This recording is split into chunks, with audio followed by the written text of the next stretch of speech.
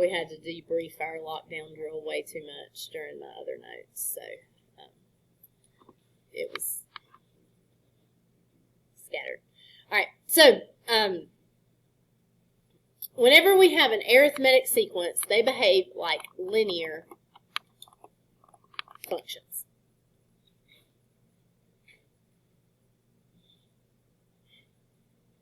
So, what we're going to do here is we're going to kind of look at how our formulas for our arithmetic sequences line up with our formulas for our functions, which we should hopefully already know some about, but maybe need some review on because this stuff comes from Math 1. So you revisit it in 2 and 3, but you may not remember every bit of it. So on last Monday, we talked about the arithmetic sequences. A sub n is what we use for our nth term, or sometimes it's just called the general term.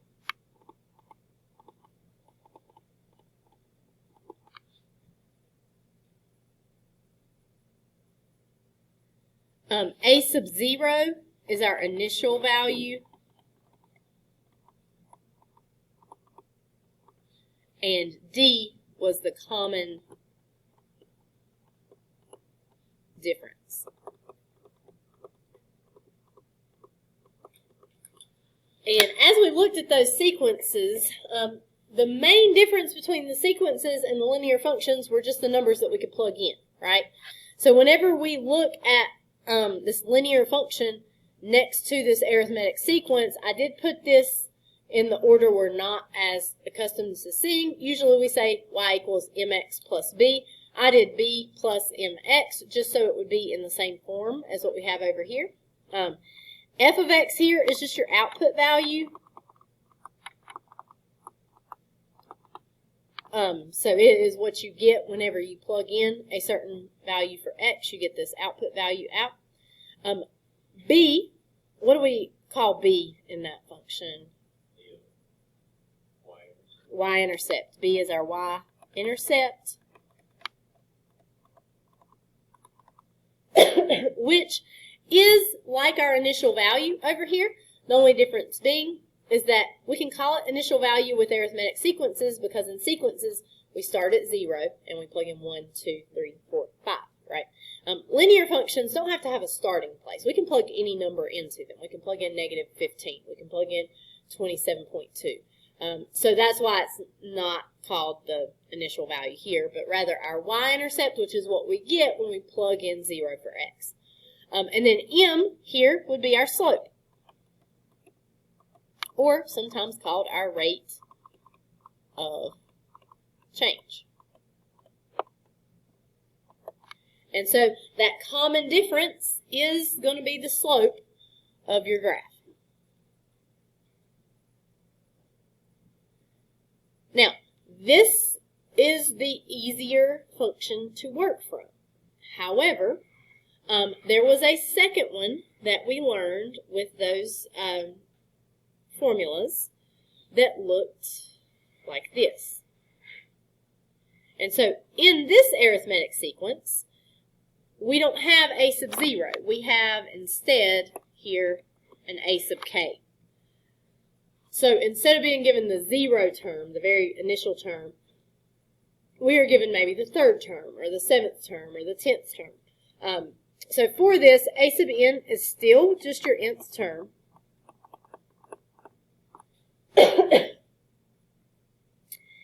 A sub k is your kth term, which again could be your 2nd term, your 5th term, your 10th term, whatever they've given you. And D is your common difference.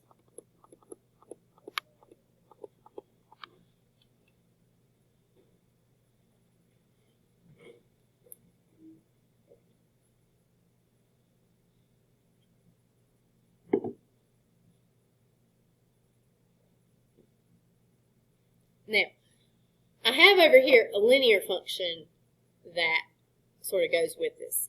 Have you guys seen this before? It's a formula that has x1s and y1s in it. My guess is probably not. When I was in high school, this is what teachers used to teach you how to write the equation of a line. And we learned this and we use this all the time. However, I don't think any of our teachers here use it anymore, except for me, and I only use it in calculus.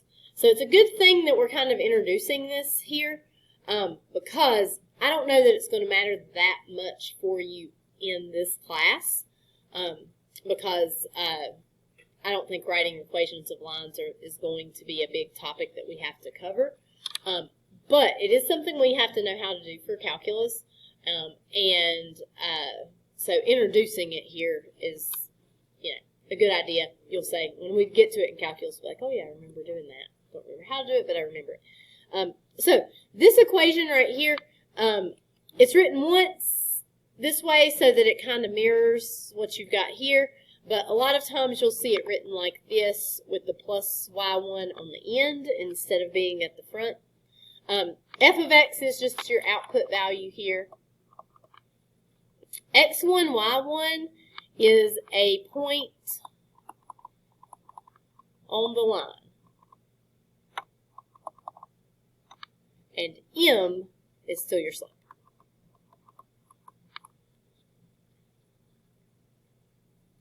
This equation is called the point slope form of a line. The first several years that I taught how to write the equation of a line using this right here because that's what I had been taught. That's what the textbook did. But as I went along, I ran into the same problem over and over and over again. Kids could not remember the formula. They didn't memorize it. Now, some of my most wonderful, best students maybe did memorize it, but like half the class or more did not memorize it, in which case it's useless if you don't know the formula. So I quit teaching it this way because nobody ever memorized the formula. So let's look at these two side by side, like what you were probably taught for this problem and how we could use point slope for this problem. So this should be an easy Math 1 problem, right? Now, you might be like, uh-oh, I don't know if this looks so easy to me because I've forgotten how to do it. But if you were in the middle of Math 1, I'm sure that you were probably good at doing this while you were there. Write the equation of a line that has a slope of 2 and passes through 4, -8. So let's see if we can remember how to do it probably the way that you were taught. You guys were probably taught how to do this with slope-intercept form. Slope-intercept form is y equals mx plus b. All right. Let's see how good you are. Can you guys remember what you would do in this case? There should be one letter in y equals mx plus b you know how to replace pretty easily. The 2 is the m, right? So we know we're going to have y equals 2x plus b. So we need to find what that y-intercept is going to be. Any ideas on how we could do that?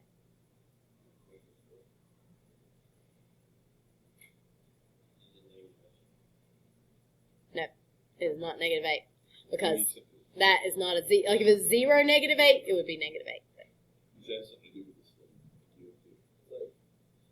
You could kind of count it, I guess, but it is -16. But how did you figure that out?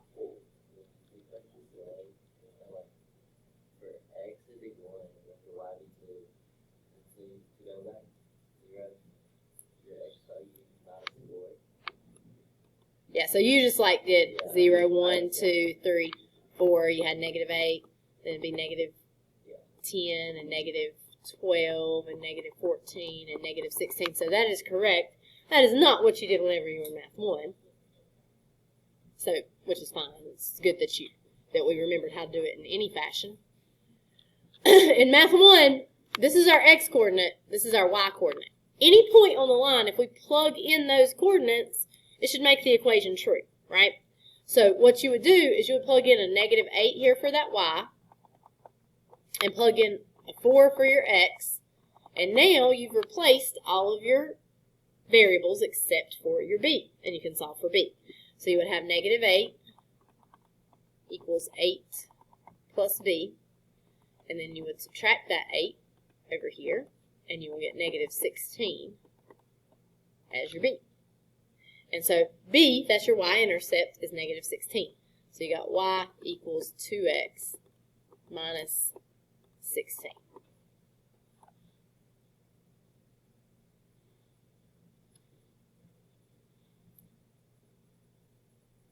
So you probably could do this well when you were in Math 1. You probably have forgotten how to do it.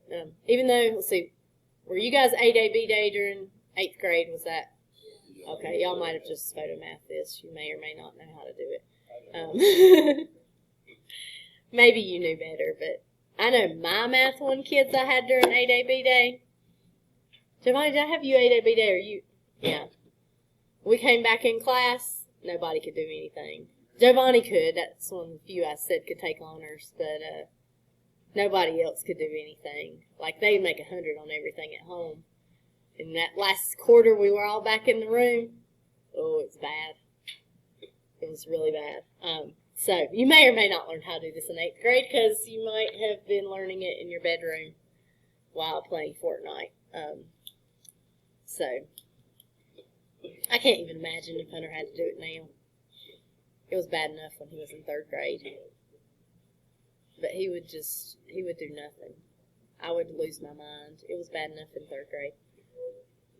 One day I thought we were doing good. 1 week during online COVID school, I thought we were doing good. I'd print out his checklist. He was doing everything every day. He had everything checked off.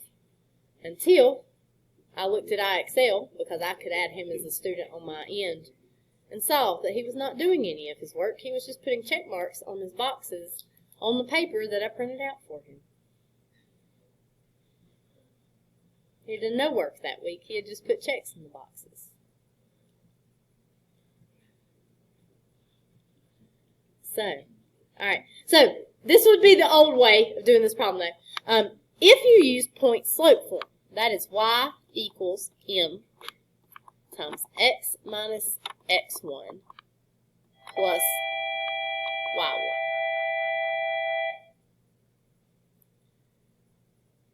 So, if you use this formula instead, the y and the x stay in the formula. We do not replace them.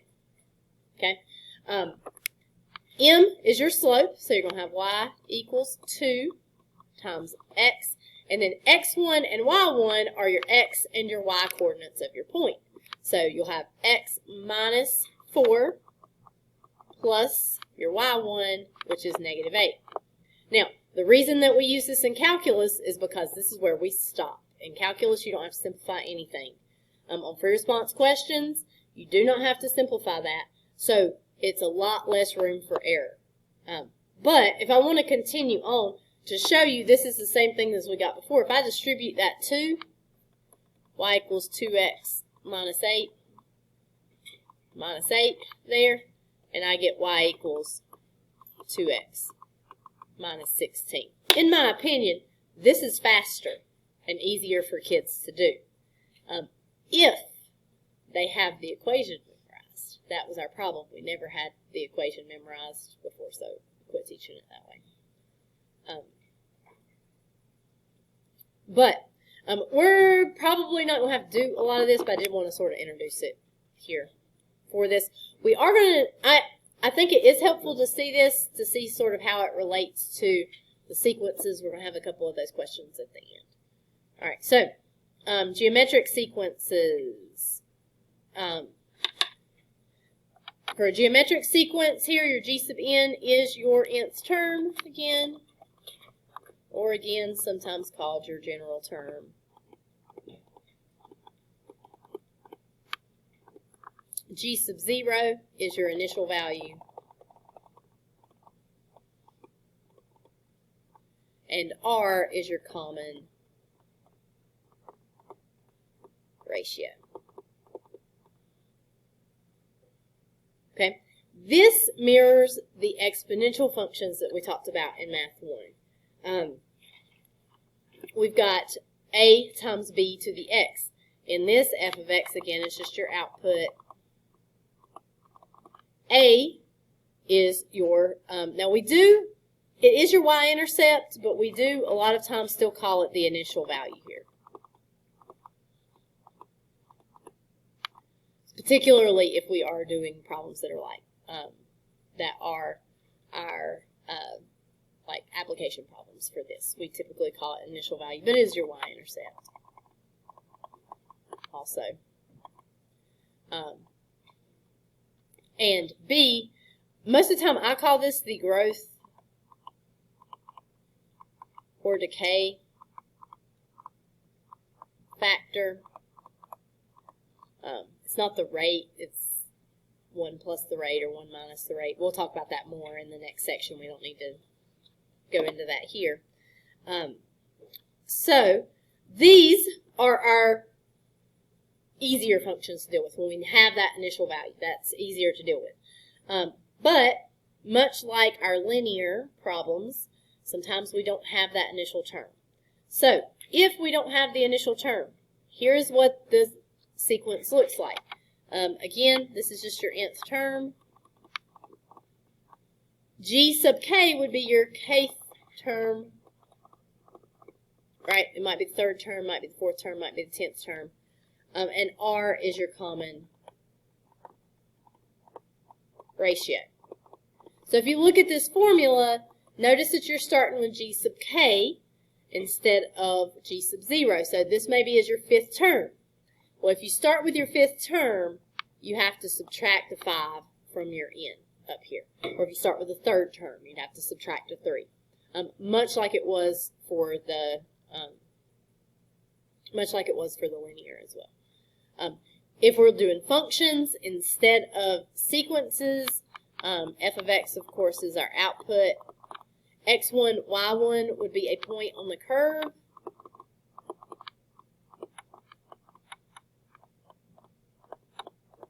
And b would be our growth or decay factor.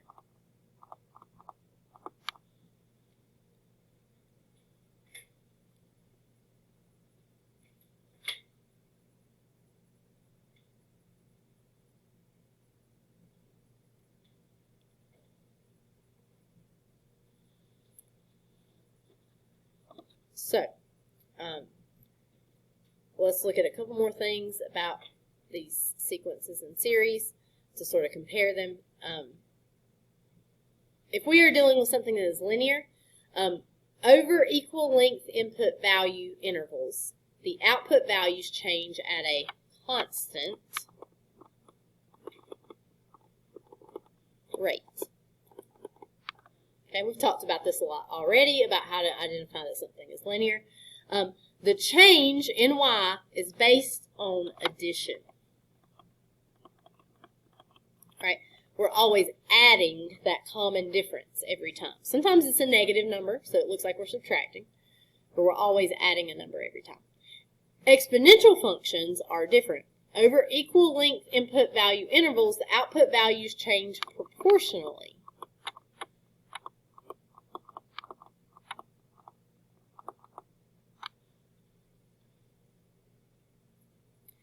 This change is based on multiplication.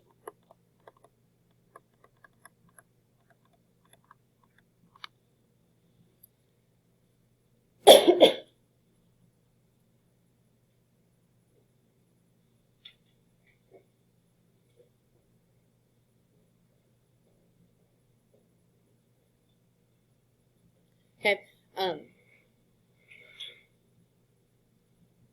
So you can sort of think about this like, let me think of a good example for proportions. Like, for example, the lunchroom does not do this. The lunchroom gives you your lunch food based on a constant rate. You go down there, you get in line, they give you a plate of food, right? Doesn't matter anything about you. I guess you can buy extra, but if you're just going to buy a plate of food, you get everybody gets the same plate of food. It does not matter if you weigh 90 pounds or 300 pounds. They are only going to give you 4 chicken nuggets, right? Maybe 5. Do they give you 5? You're not getting 10 chicken nuggets. Now, if they did this proportionally, if you came through and you weighed 90 pounds, they might not give you but 3 chicken nuggets. If you came through and you weighed 300 pounds, they might give you 10 chicken nuggets, right? So that would be proportional, where some people are going to get more based on a certain quantity, whereas linear is just adding the same amount each time. Now, the good thing about linear and exponential functions is if you have 2 points, any 2 points, on a line or on an exponential function, then you can write the equation for that function. That's all you have to have. Now, that is not true for quadratics or cubics or some other stuff that we've looked at. You have to have more points for that to happen. But if you have 2 points for any exponential or linear function, you can write the equation of that function, and therefore also the sequences that go with them. So let's look at a couple of, actually no, hold on, these are not writing equations yet. In a minute we're going to look at those. So if we look at these tables right here, one of the first things we have to look at is that we are looking, it said on that last slide that it says over equal length input value intervals. What does that mean when I'm looking at these tables right here? Equal length input value intervals. All the x's should be, you mean the same, like all the same number? They're the same apart. They're increasing by the same amount, right? Do I have that for all of these tables? Yes. They all have equal length input value intervals. If they did not, then that would complicate how we look at this. We would have to look at rates of change with our x's and our y's. It would be much more difficult, particularly with the exponentials. It's going to be hard to tell that they exist. So first of all, we have to check that first. And all of these, no, they're not the same as the other tables, but they all go up by the same amount. Now, who can identify for me here which one of these would be linear? First one, right? What is happening each time? We're just going down by 2, down by 2, down by 2, down by 2. Now, my rate of change is not -2. What is my rate of change?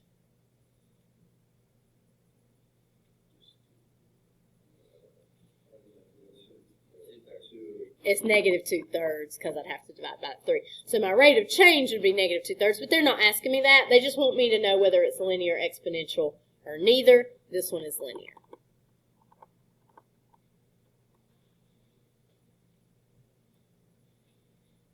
Okay, do you see any others that appear to be linear?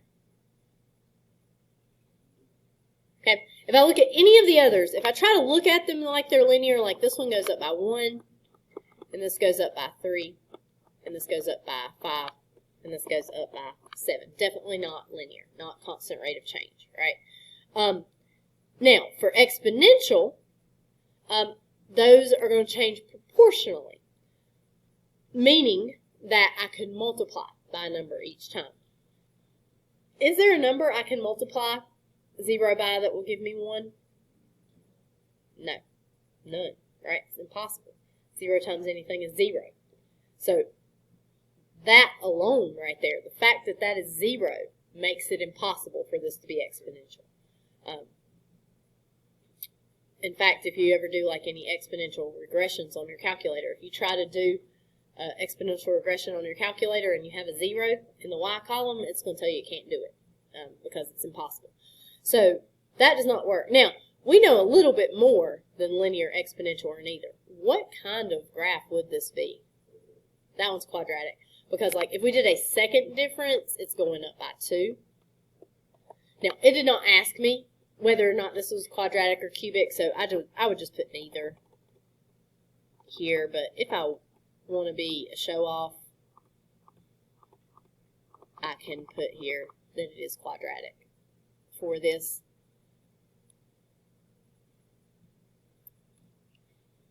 Now, if I look at number 4, if I look at this trying to see if it's linear, this goes up by 1, and then by 2, and then by 4, and then by 8. Now, that's not constant. And if I try to do this again, this goes up by 1. This goes up by 2. This goes up by 4. Getting the same numbers again. Now, that doesn't always happen sometimes. But you eventually, if you go far enough, you'll see that pattern start to repeat itself. It's not going to be cubic. It's not going to be quartic. We could keep doing this. It's never going to happen. So what could I do to each number? Just multiply it by 2, right? And so if I can multiply, I'm trying to get rid of all this. It's not erasing very easily. If I can just multiply, that is whenever something is going to be exponential. So, like here, if I multiply by 2, or multiply by 2, multiply by 2, multiply by 2, that is going to be exponential. What about the last one?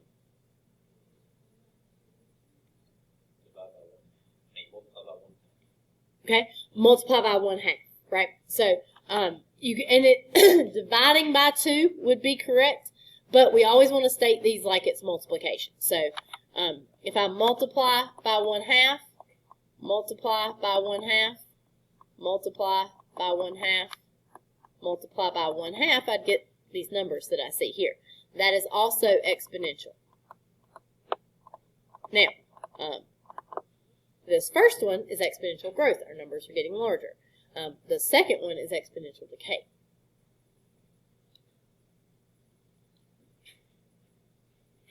Okay, questions?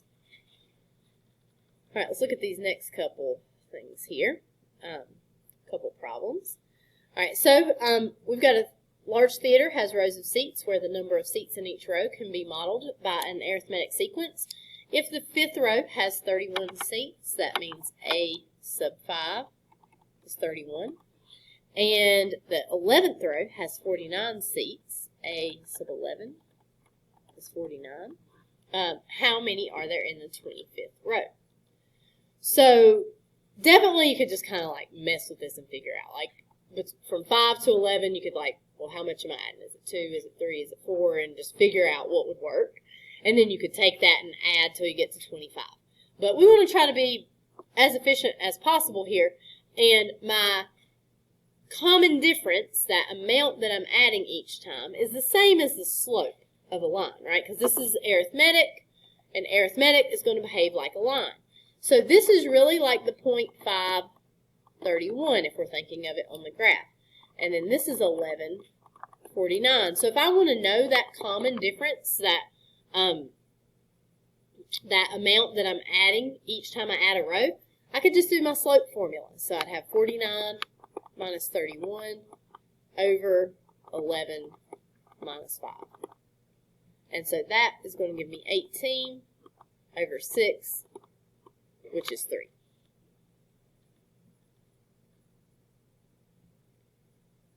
And then, if I want to figure out the 25th row, I could just do, well, the 12th is going to be 52, and the 13th is going to be 55. But 25 is kind of a long way to go, and I don't feel like doing it like that. Definitely, it's an option. You could do it. I also don't really want to go back to the 0, my initial value, either. So, here's a case where it would be helpful to use that formula where we don't start at a sub 0. We start at a sub 5.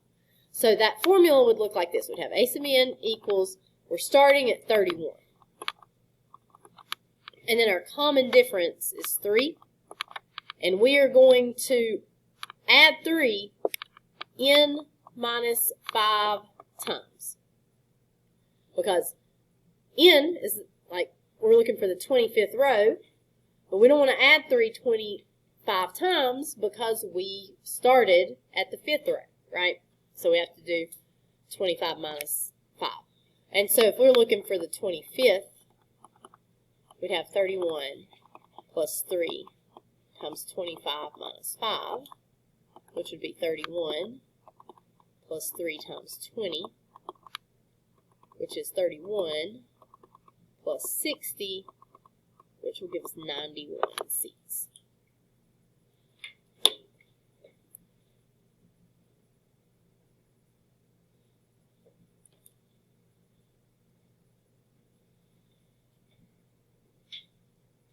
Okay, 7's going to be a little bit trickier. Definitely 6 I'd ask you to do without a calculator. That one's not difficult to do without a calculator. 7's going to be a calculator active problem. So let me actually pull up my calculator here.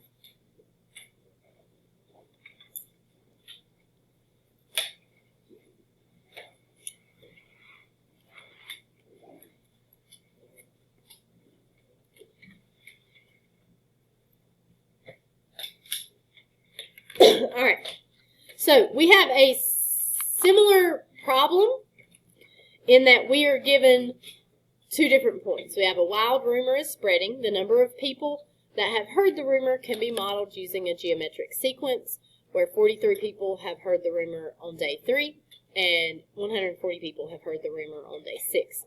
According to the model, how many people to the nearest whole number have heard the rumor on day 10? So, the third day, so I'm going to call it A sub 3, or you call it G sub 3 if you want, is 43. And then I know that the 6th day, I've got 140. Now, this one is not very easy to figure out, just sort of guessing. You probably could have figured out that you're adding 3 each time to go from A sub 5 equals 31 to A sub 11 equals 49. You probably could have done that without doing slope formula if you wanted to. Here, not so easy. So if I think about, like, what am I multiplying by to get from 43 to 140, nothing jumps out at me immediately.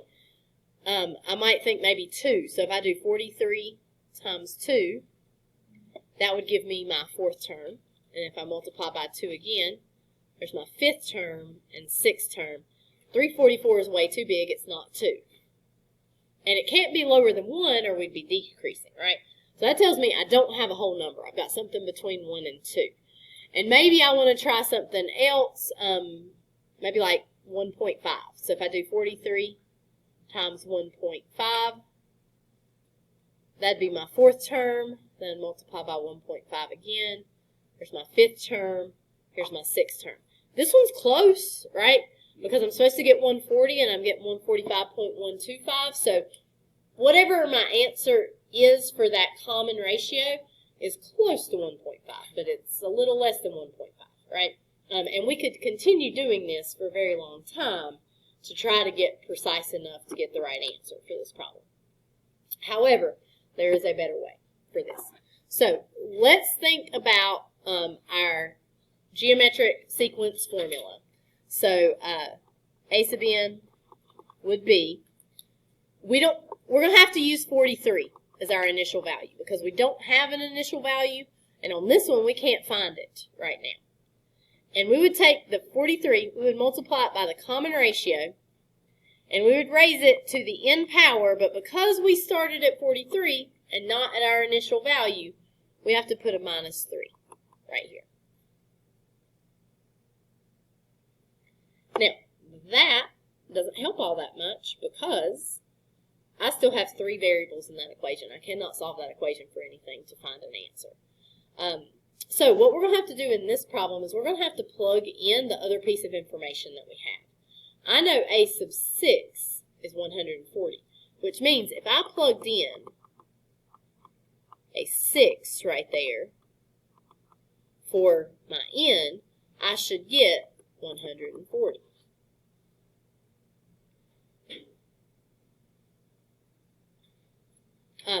So that means I've got 140 equals 43 r to the 3rd power. That I can solve. I'm going to need my calculator, but I can solve. What would I do first to solve it? Since I don't know what r is, I can't really do that.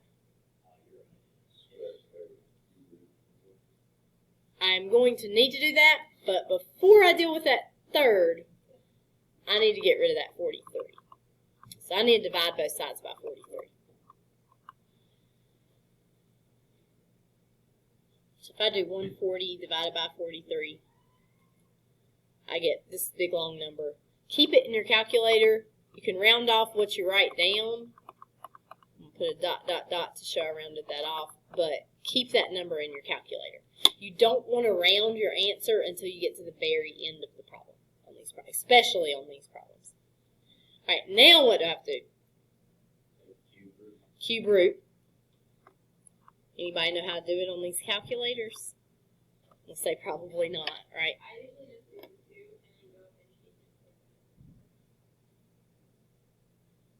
Yeah, I don't think we can do. I don't think we can. No, it'll multiply. But we definitely cannot do that on here. And I don't think you've learned about fractional exponents yet, have you? I think we do that in here, fractional exponents. Probably the best way to do this, right here below alpha is a button called math. So you hit that math button, and number 4 right there is your cube root. And then I highly suggest going up here and grabbing that number. You don't need to round it off, for sure. Don't round it to like 3.255. Okay, so to show you that again, you can go here to math, which is right below the green button, and then it is the 4th one there.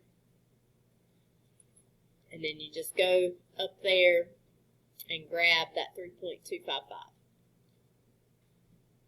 And so R is going to be 1.48213.078. Don't round that number, and I'm going to show you why here in a second.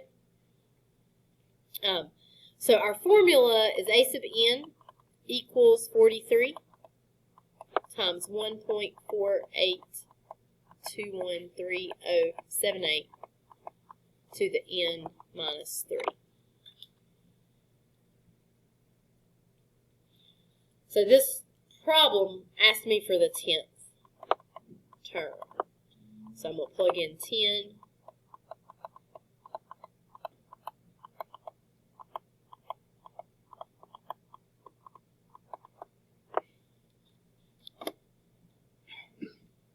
And that's going to be 43 times this number right here to the 7th power. And I'm going to get 675.575. It does tell me to run to the nearest whole number on this, so 676.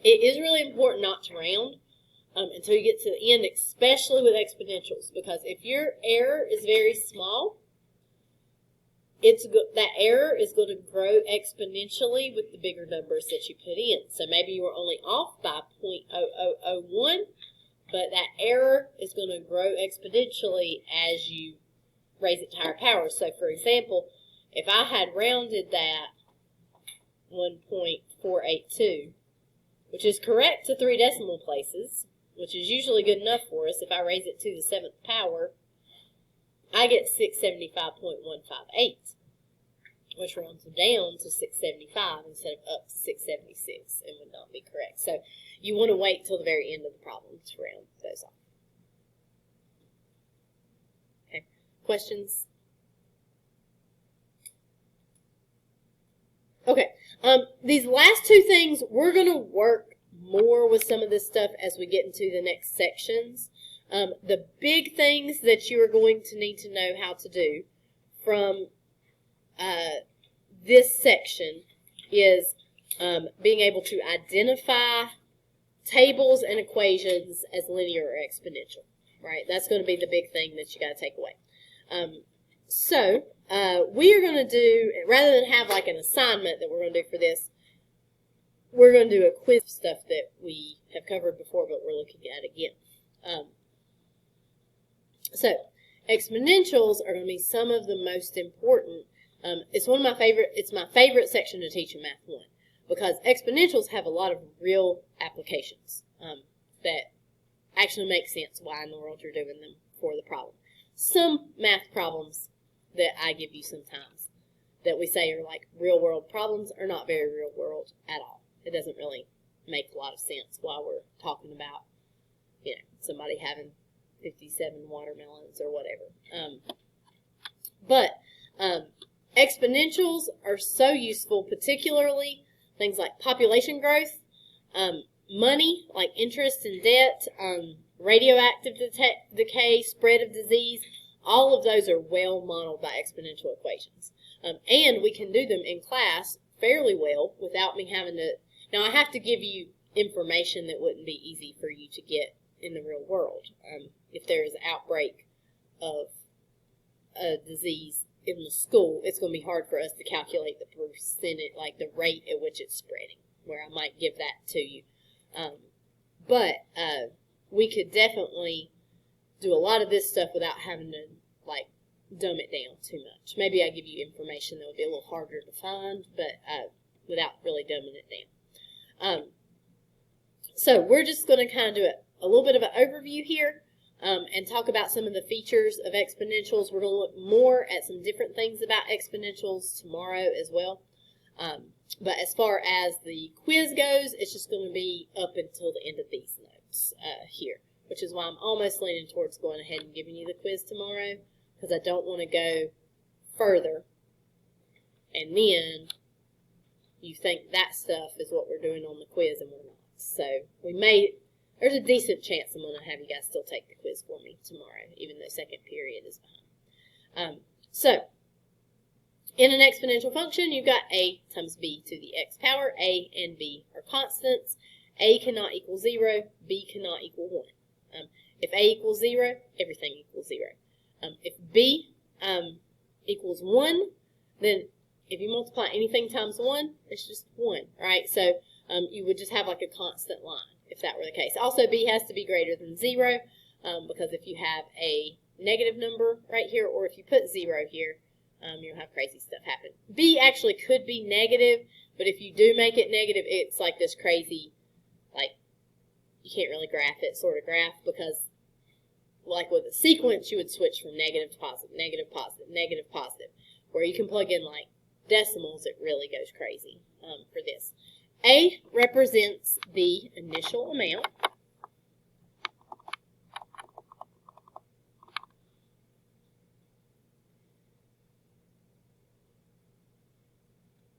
And B represents the growth, or let's put here decay factor.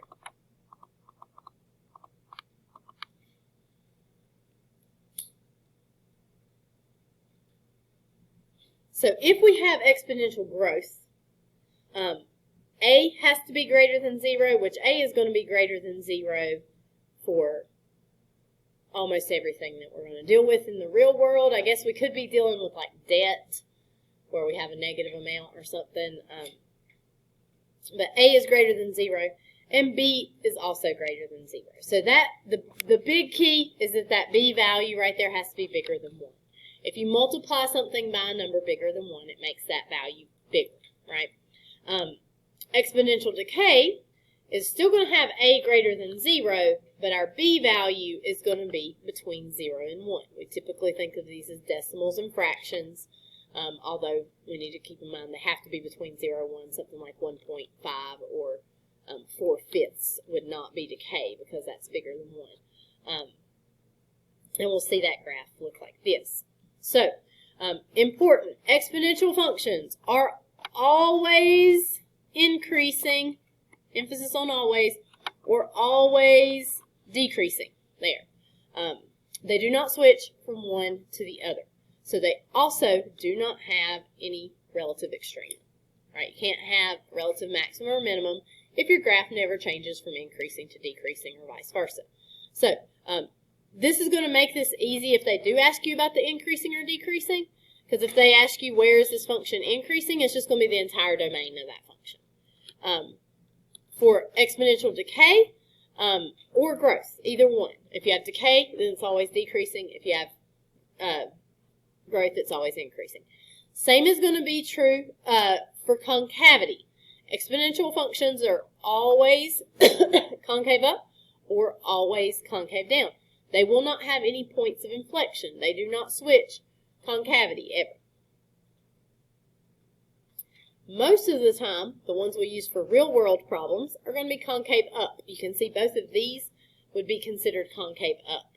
It is possible to have these like flipped over the x-axis, in which case they are concave down if you have that happen. But those are not used for real-world scenarios nearly as often, so we won't see that as much.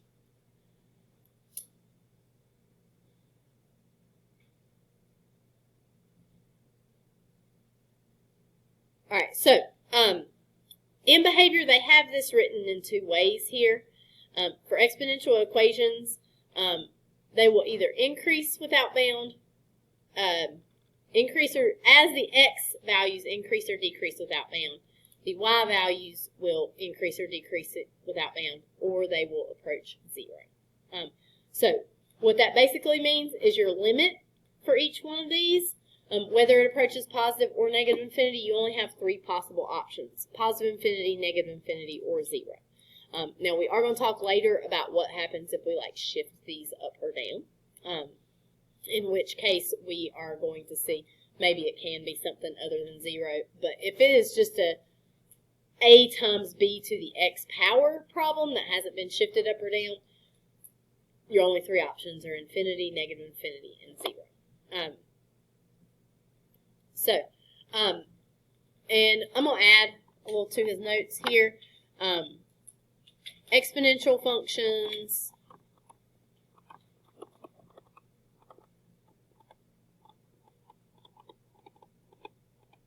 of the form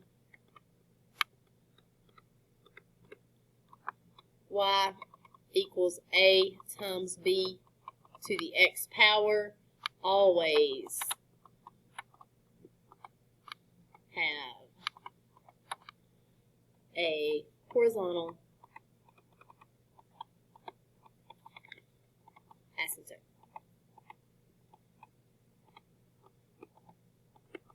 And if it is y equals a times b to the x and there is nothing shifting that graph up or down, it's going to be at y equals 0, which is just your x-axis. There.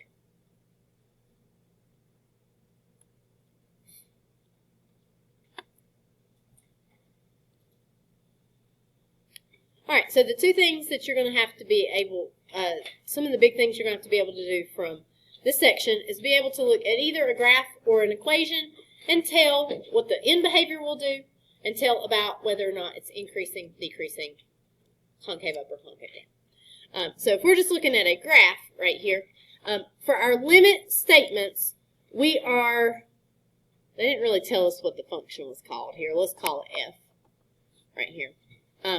We'll do limit as x approaches negative infinity of f of x for our left statement, and we'll do the limit as x approaches positive infinity of f of x for our right statement.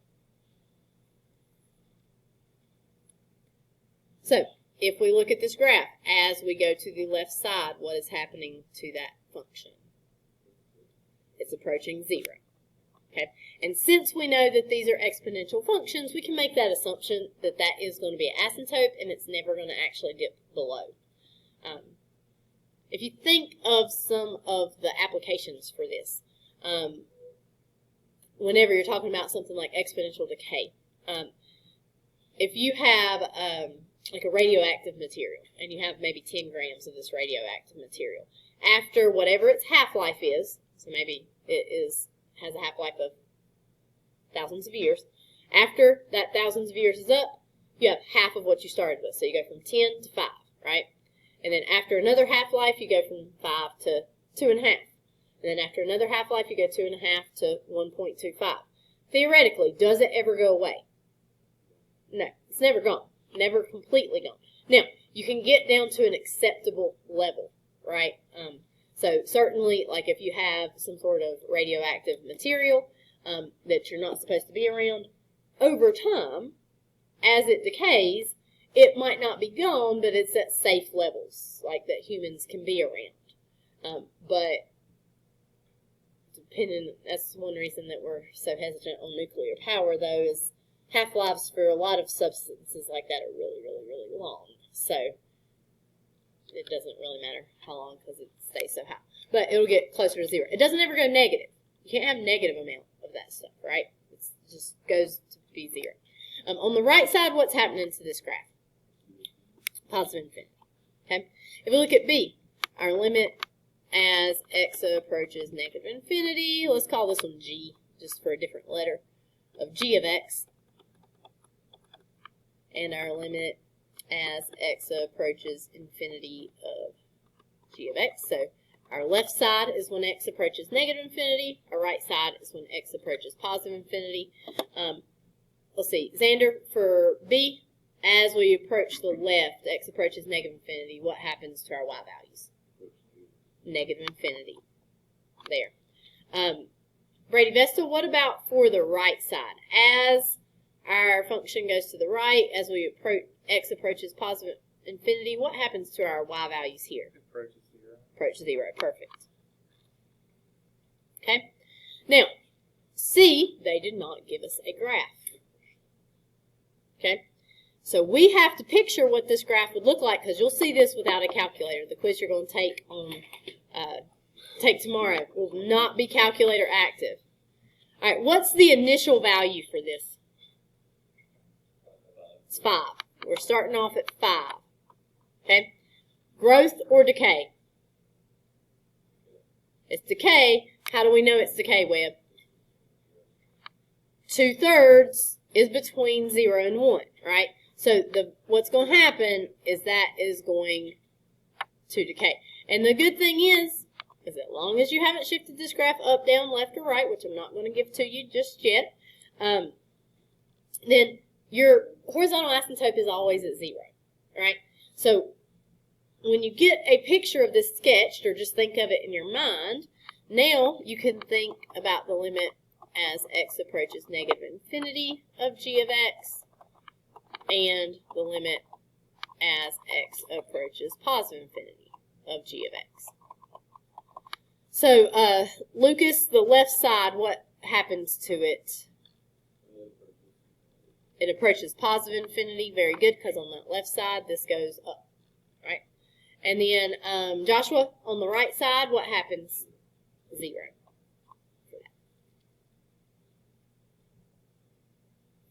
And nothing I'm going to give you yet is going to be anything but that. Eventually, when we look at transformations, we're going to see, oh, well, if we slide this up, my horizontal asymptote's also going to slide up. But not yet. All right, so example 2. We're asking for concavity and increasing or decreasing. So, Giovanni, just looking at that picture, for A, concave up or concave down? Which one? Up, yes. So we're concave up. And let's see, Isabella, is that one increasing or decreasing?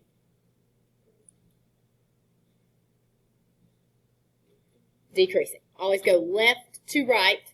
So as you go from the left side to the right side, your y values are going down. That's decreasing. Okay? All right, Benjamin, concave up or concave down for B? Concave down. Increasing or decreasing? Decreasing. Very good. Okay, then you're also going to see this. They did not give us a graph for this. For this one, Holly-Ann, what's our starting value? What's our initial value for this? 3. So like the y-intercept right here is going to be 3. Is it going to be growth or decay? It's growth, and we know that because 4 is bigger than 1, right? So we're not exactly sure what it looks like, but it's going to do something like that, right? I know it doesn't look like this because that's not what exponential growth looks like, right? That's like logarithmic, and we'll talk about it later in this unit, but not yet. Oops. So, for that one, Holly-Ann, concave up or concave down? Up. And Let's see, Jade, increasing or decreasing? Increasing. Good. All right, we okay there? All right, we got one last thing that we need to look at, and then we'll be done for today. For example 3, it says selected values of the function f are shown above. Determine if it could be linear, quadratic, exponential, or none of these. All right, so if I am looking, first of all, I got to check and make sure I'm going up by the same amount each time on my x value. Am I going up by the same amount? I am. It's kind of a weird amount, but it is going up by the same amount, right? I mean, it's not weird. It's going up by 5, but usually it'll just be like 0, 5, 10, 15, right? All right, so we can check that off. It's okay. We don't have to think so much about what that's going up by. We just got to check to make sure it's going up by the same amount. So if I look over here, this is going up by 2, and then up by 4, and then up by 8, and then up by 16. Okay, so is it linear? Definitely not. Okay, if I want to check for quadratic, I need to do the second difference, right? So if I look again, up by 2, up by 4, up by 8. Is it quadratic? No. All right, so that's leaning towards exponential, but is there a number that I can multiply 3 by that's going to give me 5? I mean, there's not a whole number, right? But then, like, let's see, I guess 3 times 5/3. 3 times 5/3 would give me 5.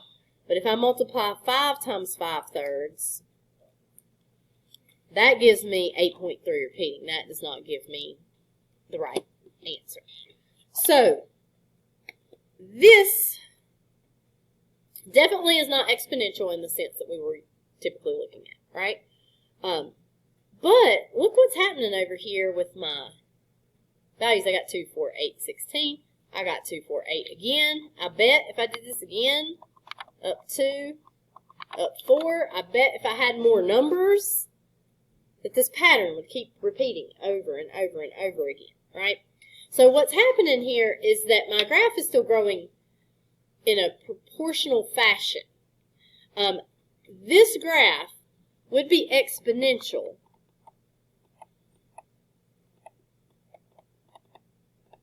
but shifted up or down.